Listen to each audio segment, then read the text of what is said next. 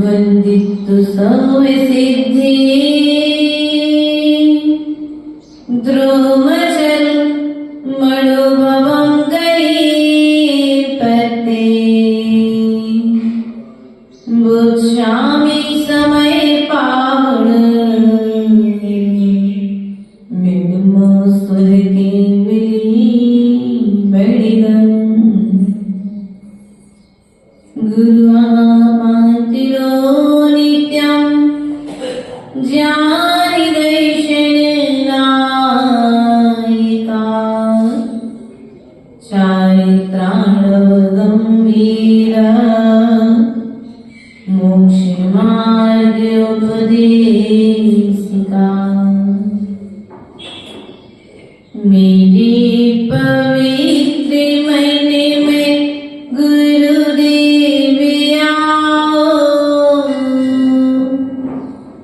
मैं शास्त्र वाचन करूं प्रतिभा जगाओ अरिहंत भाषित सभी श्रुत देवताओं क्या बोलना अब मुझे तुम ही बताओ क्या बोलना अब मुझे तुम ही बताओ। बोलिए अनंतानंद सिद्ध परमेश्वर भगवान की जय। देवादिदेव बुलाए आदिनाथ भगवान की जय। देवादिदेव शासन है भगवान महावीर स्वामी की जय। आचार्य युगंत कुंद कुंद देव की जय। आचार्य युगंत विराट सागर जी महाराज की जय। आचार्य युगंत विभव विशुद्ध सागर जी महाराज की जय। आचार्य भगवत विभव सागर जी महाराज की जय। द्वादशांग जिनवाणी माता की जय।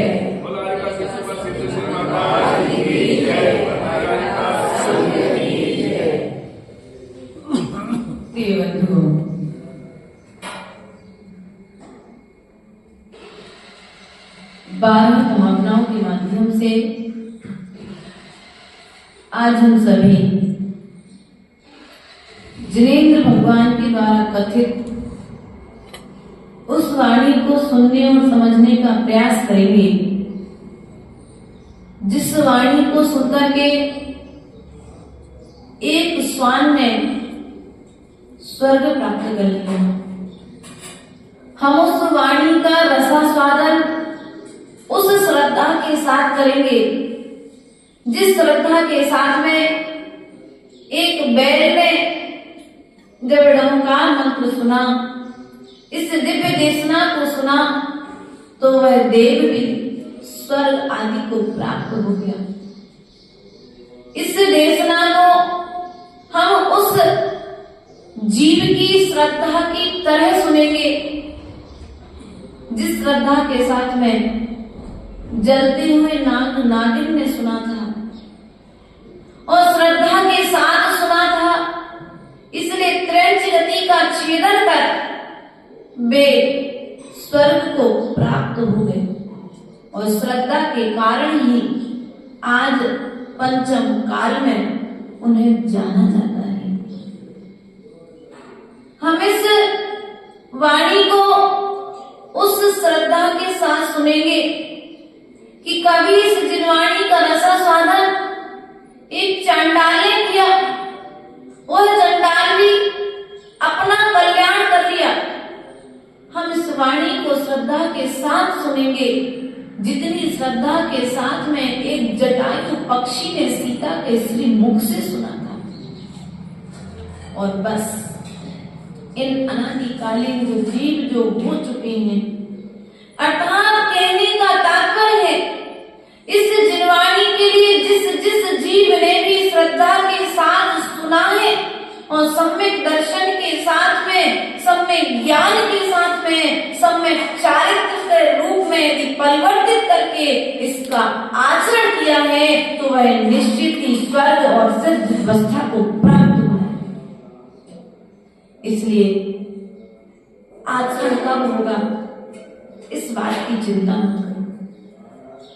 सुनने के बाद में आचरण में आए या ना आए, लेकिन सुनते समय इतना विश्वास जरूर रखना कि मैं यहां पर जो सम्यक ज्ञान के बीज बो रहा हूं, वे समय आने पर निश्चित ही चारित्र के फल देंगे ही देंगे।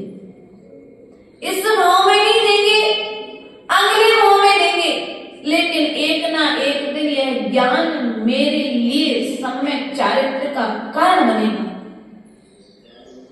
प्रिय बंधुओं, 12 भावनाओं को सुनकर के किन किन जीवों ने अपना कल्याण किया है, इसी परंपरा में हम सभी भी संसारी प्राणी इन 12 भावनाओं को भा सकते हैं। कब भाना चाहिए भैया 12 भावना?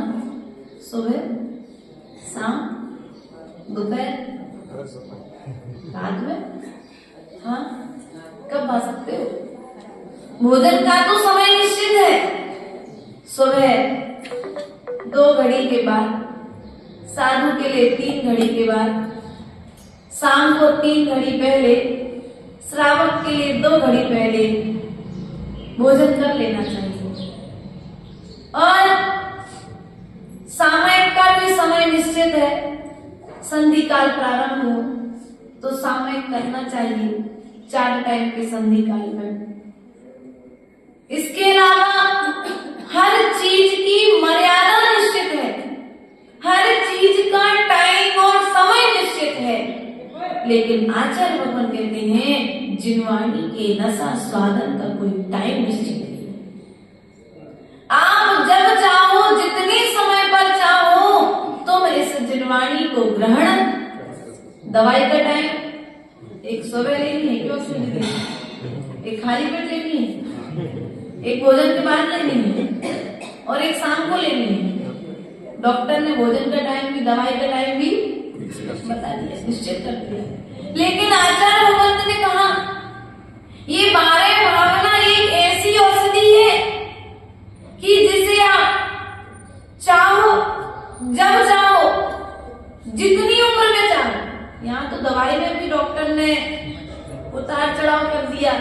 बच्चा हो तो थोड़ी सी कम mg की गोली देगा, बड़ा होगा तो थोड़ा सा ज्यादा mg की गोली देगा, और थोड़ी ज्यादा बड़ी बीमारी होगी तो और ज्यादा पावरफुल वाली दवाई देगा।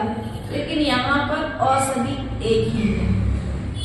चाहे बच्चा ग्रहण करे, चाहे बूढ़ा ग्रहण करे, चाहे जवान ग्रहण करे, इस दवाई को लेते समय इस औषधि का कोई इन्फेक्शन और साइड इन्फेक्शन होने वाला नहीं।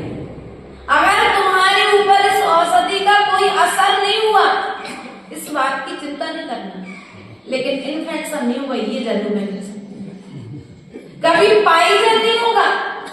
यदि इस जिनवाणी को आप श्रद्धा के साथ सुनेंगे तो डेट निकलने के बाद में भी, दवाई की तो डेट निकल जाए तो क्या होता है?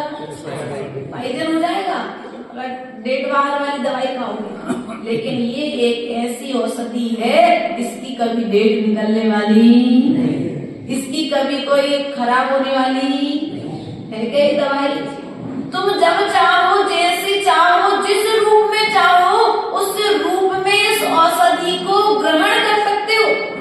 कि 12 भावना कौन ग्रहण करे, कौन पढ़ेगा, इसका चिंतन करेगा कौन?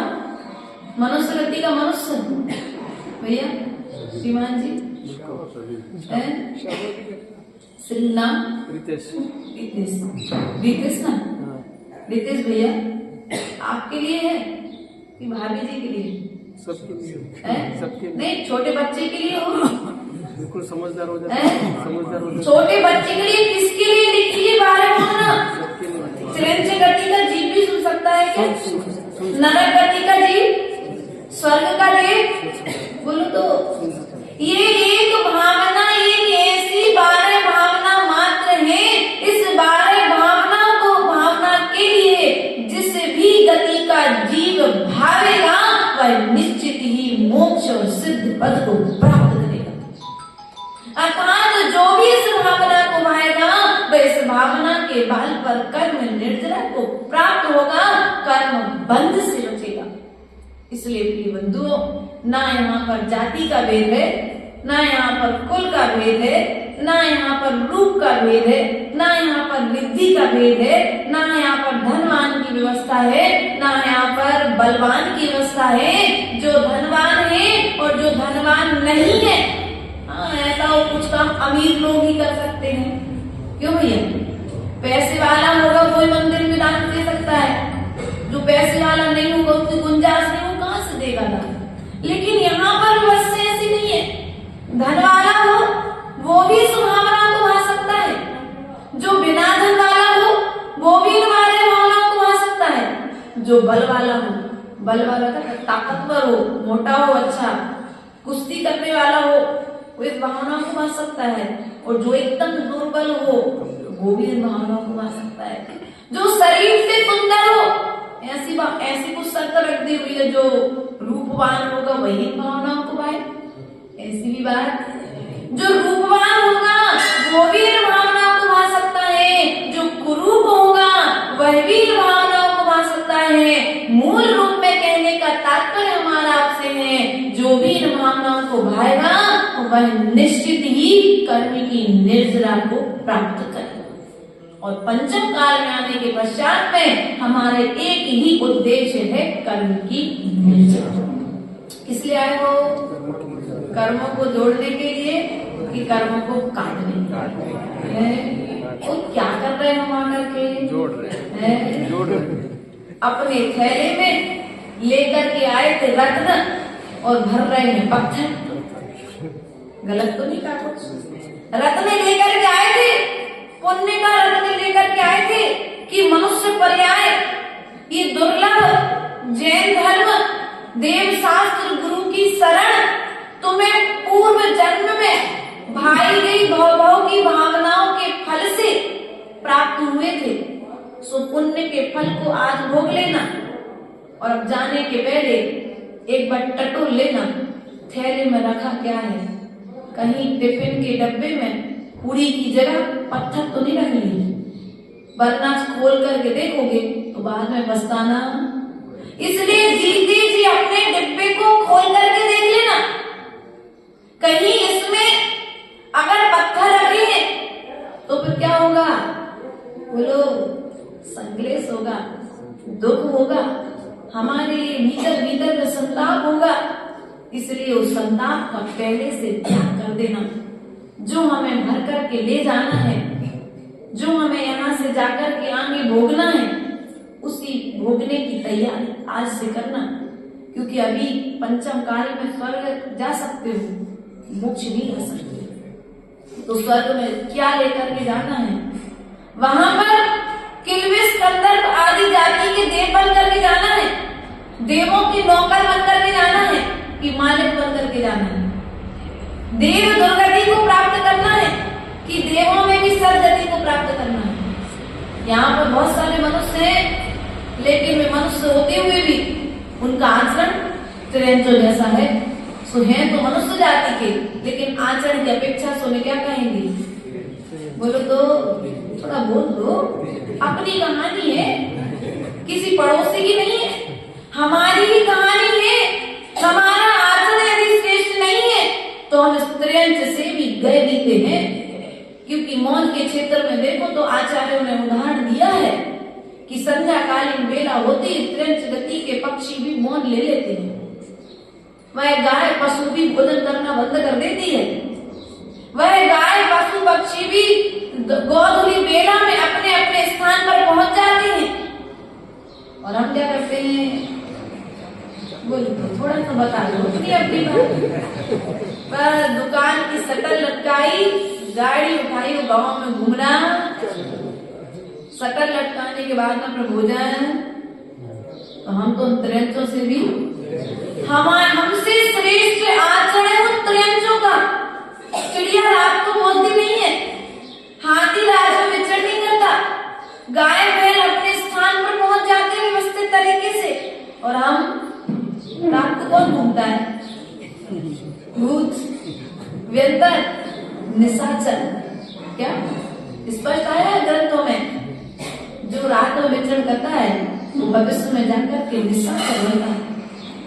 इसलिए हमारे भावनाओं को भाव, क्योंकि हमें अपनी इस गति और अपनी मति, तो गति को संभालने के लिए श्रीमती को नहीं, क्या आप लोग किसको संभालने में लगे हो? अपनी अपनी, अरे मति को नहीं संभाल रहे, तो स्पष्ट दिख रहा है। अगर मति को संभाल रहे होते ना, तो हम जहां पर बैठे हमसे थोड़े से ऊंचे बैठे होते, मुनि बन जाते ना। आप लोग अपनी श्रीमतियों के संभालने में लगे हुए हो, उनके भरण पोषण में लगे हुए हो, उनकी सेवा में सुसज्जा में लगे हुए हो कि घर पे क्या चाहिए है। लेकिन एक बार इन बार भावनाओं को भा लेते तो शायद इस पंचम काल में रहते हुए भी तुम दुख को प्राप्त नहीं होते। दुख का मूल कारण है अपेक्षा। क्या है दुख का मूल कारण? क्या है? अरे मैंने तुम्हारे लिए इतना किया, तुम्हारे लिए इतना नहीं कर सकते। अब जहाँ पर अपेक्षा हुई वहां पर दुख। इसलिए भावनाओं को निरंतर निरंतर चिंतन करते रहो। अनित्य भावना का कोई भी जीव नित्य है क्या? बोलो तो थोड़ा सा। अजर अमर आत्मा आ गई हो कोई पंचम काल में है, तो अजर अमर कौन है? तो एक बार जिन्होंने मनुष्य पर्याय पाई और मनुष्य पर्याय पाने के पश्चात में उन्होंने ऐसा धुरंधर तप किया, इन 12 भावनाओं को इस प्रकार से भाया कि उन 12 भावनाओं को भा करके वे सीधे 11वें 12वें 13वें गुण स्थान में पहुंच करके सीधे कहाँ गए? कर्मों को क्षय करके। अपन को जाना कहाँ है? इतना धीरे से क्यों बोलो? जोर से बोलो। यदि मान के चलो अभी यहाँ सोने की चैन गिर जाए, क्या नाम भैया का? भरत। भरत ना? भरत भैया, आपकी सोने की चैन गिर जाए, वो धोखे से हमारे टेबल पे आ जाए और हम यहाँ पर पूछ रहे चैन किसकी है, तो कैसे बोलोगे? धीरे से बोलोगे कि जोर से? जोर से बोलोगे, सबकी आवाज दब जाएगी क्योंकि वो मेरी है ना। ऐसी जो जिनवाणी है, जब हमें मोक्ष जाना है तो इतनी जोर से बोलो कि आत्मा के प्रत्येक प्रदेश पर यह बात जागृत हो जाए कि मुझे मोक्ष जाना है। ये संस्कार आत्मा के भीतर में पहुंच जाए और जब भीतर में जाएगा तो धीरे धीरे वो संस्कार बनकर के आचरण में परिवर्तित हो जाए। हम अच्छी बातों को बोलने में तो बिल्कुल बंद गले से बोलते हैं, धीरे से बोलते हैं, और बुरी बातों को अरे बुरा मत मानना। नागपुर की बात है सुशील जी, हम 2018 में गोमतेश्वर का अभिषेक देख करके पहुंचे। हमको मालूम नहीं था समाज की मीटिंग कैसी होती है। अब पहली बार पहुंचे और वहीं हमारा कक्ष, तो हमसे पूछा भी जीतू भैया ने कि माता जी यहाँ मीटिंग होगी, आपको कोई डिस्टर्ब तो नहीं होगा? तो मैंने कहा देखते कैसे मीटिंग होगी, हमने आज तक मीटिंग नहीं देखी समाज की। तो हमने कि हमें दिक्कत तो नहीं होगी, रात को मीटिंग हो नहीं सकती, हम तो अपने कमरे में एक बार जो 6-7 बजे अंदर जाते फिर बाहर निकलना हमारा होता नहीं है, तो हमें दिक्कत नहीं होगी, आप लोग चिंता नहीं करो, हम अपना गेट अंदर से लॉक कर लेंगे। तो समाज वाले में बड़ा प्रांगण था, जैसे अपने यहाँ बड़ा प्रांगण ऐसे बड़ा प्रांगण था। कुछ पंच कल्याण को लेकर के वहाँ मीटिंग चली और जहाँ मीटिंग चालू हुई ऐसा लगा भगवान रात निकल जाए, सुबह में यहाँ से अब पता नहीं इस रात में सुबह तक क्या होता है। 10 बजे चालू हुई वो सुबह 4 बजे तक मीटिंग चलेगी। अब तुम तो मीटिंग करके चले गए, अब 4 बजे अब शांति हुई, सामयिक को बैठे तो नींद। मैंने सुबह जी की भैया से कहा मीटिंग हो रही थी कि लड़ाई हो रही थी? बोले माता जी मीटिंग हो रही थी। अब क्या हुआ, किस प्रकार से हम बुरा बोलने के लिए क्या हुए, अपनी बात को सिद्ध करने के लिए हम क्या करते हैं, जोर से बोलते हैं, और अच्छी बात के लिए ये संस्कार हमारे अनादि काल से है। बल्कि यहाँ पर ऐसा कहा है आचार्य भगवंत ने भगवती आराधना ग्रंथ में कि जब अच्छी बात को बोलने जाए तो अमर कंटक में नदी की धार देखी कितनी है? बोलो तो छोटी सी है, लेकिन बाहर जाकर के वही नर्मदा नदी बहुत विशालता को प्राप्त हुई है। उसी प्रकार से हमारी जो धर्म के संस्कार हैं, भले भी छोटे से एक सूत्र के माध्यम से प्रवाहमान हो, लेकिन बढ़ते बढ़ते उस नर्मदा की तरह विशालता को प्राप्त, हमारी आवाज कहीं बिल्ली की तरह नहीं होना चाहिए। पहले तो पहले जोर बोलने की, फिर धीरे से बोलेगी। बिल्ली की आवाज सुनी कभी आप लोगों ने? नहीं सुनी हो तो सुन लेना। देखो कलिंद्रा वाला हम तो सुनते, लेकिन बोल के नहीं बताए क्योंकि मैं जाना नहीं ना बिल्ली में। इसलिए ध्यान रखना, हमें अच्छे संस्कारों के लिए अधिकार के साथ में, समर्पण के साथ में, श्रद्धा के साथ में बोलना चाहिए। भक्तामर बोलने की बात आएगी तो धीरे धीरे बोलेंगे, और बात करने की बात आएगी तो हम जिस बात को जितनी जोर से बोलेंगे उतना संस्कार हमारे जीवन में उस शब्दों का, उनके अनुवादों का असर पड़ेगा। और यदि जिस बात को हम धीरे से बोलेंगे उस बात को उस प्रकार से हमारे जीवन पर प्रभाव पड़ेगा। यहाँ पर 12 भावनाओं को कौन भा सकता है? यहाँ पर जाति का भेद नहीं है, यहाँ पर कुल का भेद नहीं है, यहाँ पर रंग का भेद नहीं है, यहाँ पर रूप का भेद नहीं है, यहाँ पर छोटे और बड़े का भेद नहीं है। इस 12 भावनाओं को जो चाहे, जब चाहे, जैसे चाहे, जिस रूप में चाहे उस रूप में इसे भा सकता है। जैन व्यक्ति ही 12 भावनाओं को भाए कि हिंदू भी है? ये किसके लिए लिखी गई? ये मात्र जीव मात्र के कल्याण के लिए। आप लोग कौन हो? इस बात नहीं है क्या? थोड़ा इस बात को तो जोर से बोलो अध्यक्ष जी। जैन तो हो, जीव हो कि नहीं हो? है? जीव हो कि नहीं हो आप लोग? पक्का में जीव हो। इसका लक्षण क्या है? जानने और देखने की, और जानते हुए और देखते हुए भी यदि हम नहीं जान रहे और नहीं देख रहे हैं तो फिर कौन हुए हम? जानते हुए, देखते हुए भी और समझते हुए भी हम यदि अच्छे कार्यों को क्रियान्वित नहीं कर रहे हैं, तो जैसे माता जी ने बताया कि उस किसान के लिए रत्नों की पोटली मिली और उस रत्नों की पोटली के माध्यम से उस रत्न की पहचान न होने के कारण उसने उन रत्नों को पक्षी भगाने में फेंक दिया।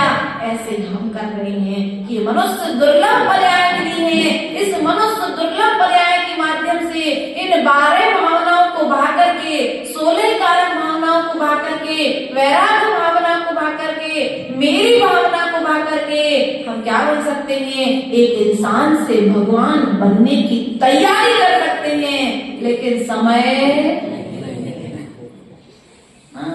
बात तो यही आकर के कहते हैं माता जी समय नहीं है भैया। वही 24 घंटे भगवान महावीर स्वामी के काल में होते तो वही 24 घंटे हमारे काल में। कोई हेर फेर हुआ क्या? 184 गलियां हैं, सूरज जहां से चक्कर लगाता है, कुछ ऊपर नीचे हो गया है? अभी 14 घंटे का दिन होने लगेगा कुछ देर के पश्चात में। 12 घंटे का लगभग होने लगा है दिन, अब धीरे धीरे 14 घंटे का दिन होने लगेगा। अब बताओ, आपके लिए पूरा दिन मिला, लेकिन हमने समय की कीमत नहीं समझी। इसलिए इस मनुष्य पर्याय में भी हमने क्या किया? इस विषय कसायों में जोड़ दिया। यदि कोई कहे कि मुझे रस्सी चाहिए है, मुझे राख चाहिए बर्तन मांजने के लिए, तो क्या करेगा? राख चाहिए, राख लकड़ी मिल नहीं रही है, तो क्या करो? एक काम करो, मोती रखे हैं रत्नों के, उसको पीस लो, बर्तन मांज लो। आप लोग क्या कहोगे? अरे बोल दो थोड़ा सा पीछे वालों भैया। अगर कोई रत्नों को पीस करके, माणिक पन्ना स्फटिक की मणि के प्राप्त करके उसे पीस करके उससे बर्तन मांजे, तो आप उससे क्या कहोगे? हैं? तो जोर से बोलो ना, इतना डर क्यों रहे? अज्ञानी बोलोगे ना आप उसको? क्यों अज्ञानी क्यों बोलोगे? बस हम दूसरे को देखकर क्या सोच रहे हैं? ऐसा कार्य नहीं करना चाहिए, और हम सब वही कार्य सोचो तो हम क्या करें? इस मनुष्य पर्याय को पा करके, इस मनुष्य पर्याय को विषय भोगों में लगा करके रत्नों से बर्तनों की उसकी राख बना करके बर्तनों को मांज रहे। इसका क्या है? इसकी पूर्ति में निरंतर लगे कि नहीं लगे? विषय भोगों की पूर्ति में दुकान में जाकर के पैसे कमाने में क्या आनंद! आज तो आनंद आ गया, भोजन करते करते बढ़िया। नीतीश भैया भाभी से कह रहे आज तो आनंद आ गया। आनंद क्यों आया? अरे भैया बढ़िया दुकान चली, आज तो बड़ा फायदा हो गया। फायदा क्या हुआ? तुमने सामने वाले को ठग लिया, सो आनंद आ गया। क्या? सामने वाले को ठग लिया सो आनंद आ गया। तुमने दूसरे के साथ में छल कर दिया सो आनंद आ गया। अब तुम्हें लग रहा था तुमने दूसरे को छलाया, लेकिन धोखे में मत रहना। दूसरे को नहीं ठगा, दूसरे को नहीं छला, तुमने स्वयं को ही छला है, स्वयं को ही ठग गए हो। बस हम देख दूसरे को रहे हैं, इसलिए हमें गलत फहमी है, मोह का पर्दा बीच में लगा है ना, इसलिए यानी दर्पण में चेहरा व्यवस्थित दिखाई नहीं दे रहा है। पर्दा हटाओगे तो चेहरा व्यवस्थित। तत्व ज्ञान का चिंतन करोगे कि ये मायाजारी छल कपट झूठ जो हम करके आए हैं, इसका फल मुझे स्वयं ही भोगना है भविष्य में आकर के, तो क्या होगा? फिर से शांत हो गए। देखो हमारा प्रवचन तो ऐसा होता है, आधा प्रवचन हम आप लोगों से कराते हैं और आधा प्रवचन हम करते हैं, तो प्रामाणिकता बढ़ती जाती है और आप लोग प्रवचन करना सीख जाओगे। तो पर्यूषण कर्म में पंडित जी बुलाने, इसलिए इन 12 भावनाओं को निरंतर पाते रहो। कब पाओगे? सुबह की सामयिक में 24 घंटे है। दुकान पर रहते हुए भी तुम्हारे हाथ में 1000 का नोट आ जाएगा भैया, क्या नाम दादा जी का है? विनोद भैया। आपके हाथ में 1000 का नोट आ जाए ना, तो उस 1000 के नोट को देख करके भावना माना, ये 1000 का नोट भी मरण के पश्चात मेरे साथ में जाने वाला कहाँ भाव माना? दुकान पर बैठकर कि मंदिर में बैठकर? ये आज मैंने जो सुंदर कपड़े पहने हैं ना, ये सुंदर कपड़े मेरे साथ में जाने वाले। आज मेरी सुंदर अच्छा बढ़िया, वाह क्या थाली लगाई, 56 भोग, आनंद आ गया। बस देख लेना, खाने के बाद उस भोजन को तुम देख नहीं पाओगे जब मल रूप में परिवर्तित हो जाए। देख पाते हो क्या? और यदि वो मल स्पर्शित हो जाए, वो भोजन जो तुमने अपनी ही हाथों से ग्रहण किया है, देखने में कैसा लग रहा था पहले? अरे बढ़िया रसगुल्ला था। वैराग्य भावना, 12 भावना इसी को तो कहते हैं। अनित्य असरण भावना है, एकत्व भावना है, अनित्य है सब कुछ इस संसार में, सब कुछ नष्ट होने वाला है कुछ समय के पश्चात में, क्षणिक पर्याय है उद्गल की। इसलिए ध्यान रखो, जीव तो शाश्वत है, वो सदा शाश्वत रहेगा, कभी भी नष्ट होने वाला पर्याय परिवर्तन हो रही है तो प्रतिपल हमारे उद्गल की हो रही। परिवर्तन प्रतिपल बचपन में कैसे लगते थे? बचपन की फोटो लगाओ, जवानी की फोटो लगाओ और भरत भैया बुढ़ापे की फोटो लगा दो, तीनों में अंतर आ गया ना।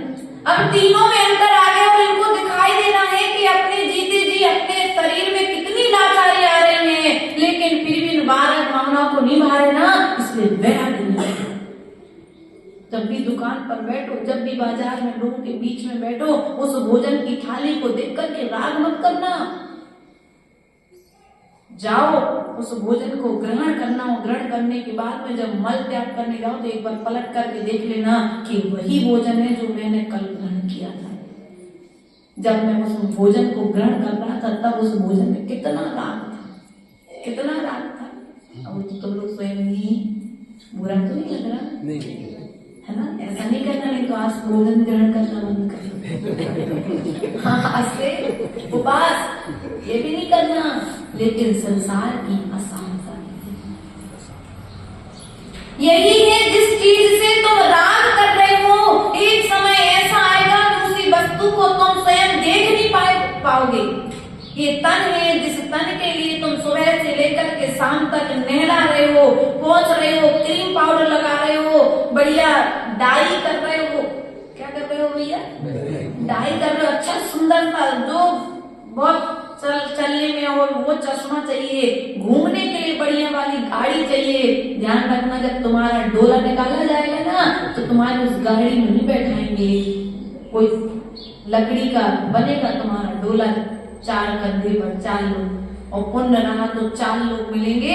वरना आजकल तो वो गाड़ी चलने लगी तो गाड़ी में बैठा लेंगे तो हाँ मोक्ष वाहिनी, पूरा मोक्ष वाहिनी में बैठे। वह किसी को एक आध तो मोक्ष वाहन में ले जाने से ठीक है, व्यवहार कथन में प्रचलित है कुछ शब्द, अब उस अपेक्षा से ठीक है, लेकिन मोक्ष का अर्थ तो हम लोग जानते कि मोक्ष किसे कहते हैं। उस वाहन में बैठने से कोई मोक्ष नहीं होता, शमशान घाट पर पहुंचने से कोई मोक्ष नहीं जाता है। मोक्ष व्यक्ति अपने कर्मों से जाता है और कर्मों के क्षय से जाता है। कर्मों के साथ में कोई व्यक्ति मोक्ष, बात समझ में आ रही कि नहीं आ रही है? आ रही है ना समझ में? जिस पैसे को तुमने कमाया है एक बार उस तिजोरी को खोल करके देख लेना और विचार करना इस तिजोरी में से कितना धन मेरे साथ में जाएगा। गोदरेज में जाकर के देखना, जितने कपड़े तुमने अच्छे अच्छे डिजाइन के कपड़े, अच्छे अच्छे फैशन वाली साड़ियां जो तुमने इकट्ठी करके रखी ना, एक बार गोदरेज खोल करके देखना कि मरने के पहले कौन सी साड़ी पहन के जाओगे। अरे हंस रहे आप लोग, जाओगे कोई साड़ी पहन करके, वो जो एकदम महंगी 20,000 वाली साड़ी तुमने खरीद के रखी थी, बहू कहेगी अरे महंगी साड़ी मत पहनाओ, आएगी वो 150-250 रुपए वाली साड़ी, और थोड़ा सा ज्यादा महंगा होगा तो 500 वाली ला लो भैया। इससे ज्यादा की साड़ी लाते हो क्या आप लोग? नहीं लाते ना। वो साड़ियां भी तुम्हारी सब यहीं पर छूट जाएंगी। जो सोना चांदी तुमने इकट्ठा करके रखा है, हीरा मोती इकट्ठा करके रखा है, वो सब कहाँ पर छूट जाएगा? बोलो तो नहीं, किसी के साथ में चला जाए है? किसी के साथ जाने वाला कोई इतना इष्ट मित्र भी नहीं है कि हमारे साथ में भेज दे। वो सब ये कहेंगे भैया पागल हो गए कि तो इनके साथ में सोना चांदी पहना करके निकाल रहा है। ऐसा मिला कोई अध्यक्ष महोदय?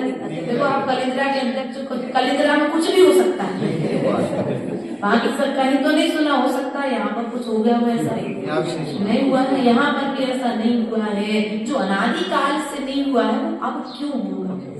इसलिए संसार पे रीति अनादि काल से चली आ रही है। जो जो पदार्थों को, पर द्रव्यों को, उद्गल पदार्थों को तुमने एकत्रित करके रखा है, वो सब यहीं पर छूटने वाले हैं।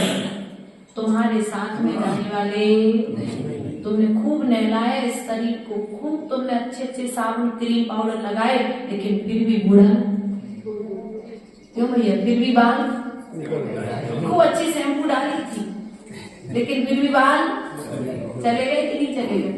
सबके गए ना, लगभग लोगों के। क्यों गए बाल?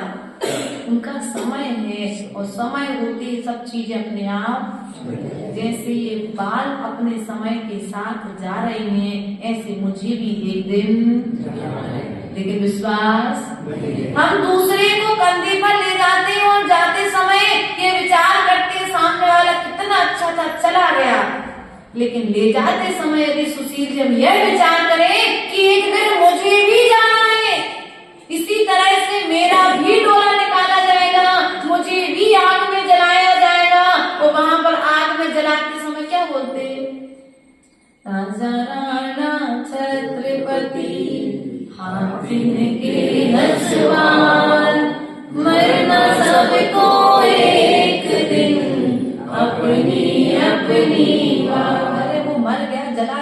सुना रहे क्या फायदा। जीती जी सुनाते हो, जीती जी उस बार भावना का अर्थ समझते तो कुछ फर्क पड़ता। मरने के बाद वो शमशान भूमि में लकड़ी पर रखने के बाद में तो पुद्गल को सुना रहे, जीव को सुनाते क्या, जीव को सुनाते तो धर्म में ज्ञान हो जाता, जीव को सुनाते तो उसके परिणामों में कुछ परिवर्तन हो जाता। लेकिन पहले सुनाने की फुर्सत समय नहीं था। आपके पास क्या है, समय सब कुछ है माता जी हमारे पास, लेकिन समय क्यों नहीं दे रही, गलत तो नहीं कहा। समय नहीं है आज व्यक्ति के पास, पैसा है, रुपया है, मकान है, सब कुछ है, लेकिन समय कहाँ गया। समय दिन के 6 घंटे तो मोबाइल खाता है, 6 घंटे अधिक से अधिक यदि 24 घंटे में लगाया जाए माता तो कितने घंटे जाते लगभग, क्या माता जी कुछ कम समय कह दिया 2 घंटे। अरे पूरा नहीं चलाते, एकदम 1 घंटे भी लेते हाथ में, लेकिन हर 1 घंटे में, हर 1 मिनट में उसको एक बार तो चेक कर लेते हैं, किसी का मैसेज आया हो, सो नहीं गया वो, हाँ सो ना जाए एक बार तो उसको मतलब टच करके उस पर व्हाट्सएप पे किसी का उत्तर आया तो तुरंत रोटी का बेलन छोड़ेंगे, पहले वो चैट का उत्तर देंगे, फिर रोटी आके दे देंगे। ऐसा करते क्या है, बोलो। इनकी देखो धड़कन, पहले ऐसा सुना था कि बच्चा माँ की धड़कन समझता है, लेकिन आज इनकी धड़कनें मोबाइल समझती है। अगर इनका मोबाइल घर में 4थी मंजिल पे भी पड़ा है और यदि बज रहा है तो ये रोटी बनाते बनाते गई, अरे ऊपर मेरा मोबाइल बज रहा है, लेकर गया। अब सामने बहुत सारे लोग बैठे, किसी को आवाज नहीं आ रही, लेकिन जिसका मोबाइल उसको आवाज। क्यों, बच्चे से भी ज्यादा प्रेम। बाजू कमरे में लेटा बच्चा रो रहा है, माँ को उसकी आवाज नहीं आएगी, लेकिन मोबाइल ऊपर बज रहा है, उस मोबाइल की आवाज, क्योंकि बच्चे से ज्यादा प्रेम किससे हो गया माता हो। देखो सच्ची सच्ची बोलना, भगवान के चरणों में हो, झूठ मत बोलना। आज स्थिति क्या है, संसार में रहते हुए में संसार की असारता दिखाई नहीं दे रही, और संसार की असारता यदि दिख जाए कि जो जो भी हमें आज दिख रहा है वो सब एक ना एक दिन नष्ट होने वाला है।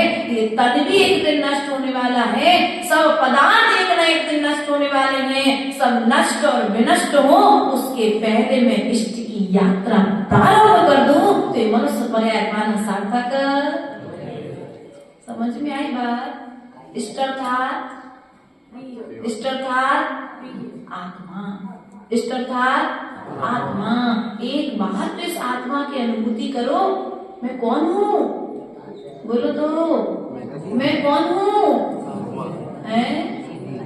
बोलने में डर लग रहा क्या, मैं कौन हूँ, मैं जीव हूँ। मैं कौन हूँ, मैं जीव हूँ। मैं राग द्वेष से रहित हूँ। कैसा हूँ मैं, राग द्वेष से सहज हूँ। कैसा हूँ मैं, थोड़ा सच्ची सच्ची बोली ना, राग द्वेष से कि सहज।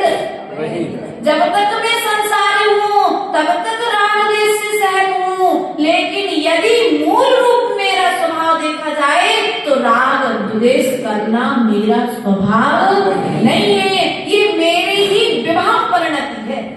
क्या है मेरी, यह मेरी ही विभाव परिणति है, ये स्वभाव परिणति नहीं है। जैसे जल का स्वभाव शीतलता है, क्या है पुजारी जी, जल का स्वभाव शीतलता है, लेकिन सुबह से छानने के पश्चात अग्नि पर रखा तो क्या हो गया, गर्म हो गया ना।